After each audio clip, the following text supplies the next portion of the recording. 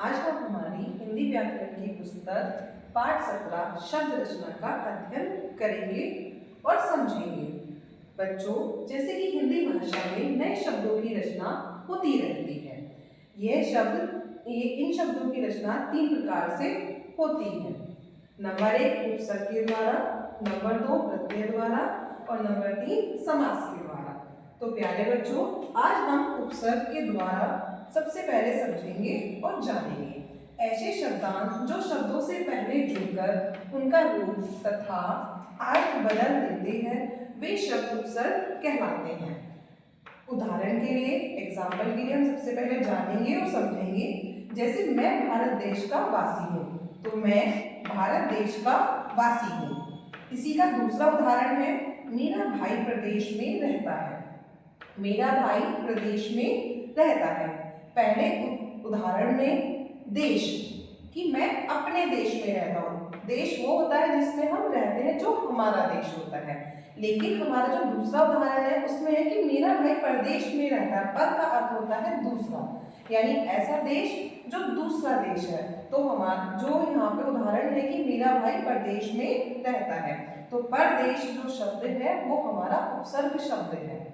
दूसरा उदाहरण है, यहाँ पर राधा पुस्तक पढ़ रही है। जो भी हम क्रिया करते हैं, जैसे पढ़ना, खाना, आना जाना, वो सब हमारी क्रिया होती है।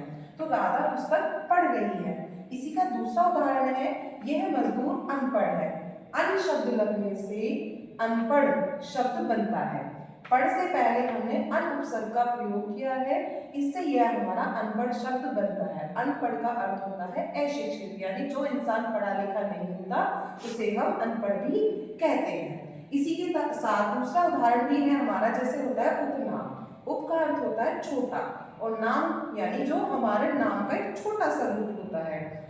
जैसे हम देखते हैं कि हमारे घर में छोटे भाई बहन होते हैं, तो हम उनको दूसरे नाम से बुलाते हैं। जैसे हम उसको चिंटू कह के बुलाते हैं, तो वो उस नाम का छोटा रूप होता है, उपनाम।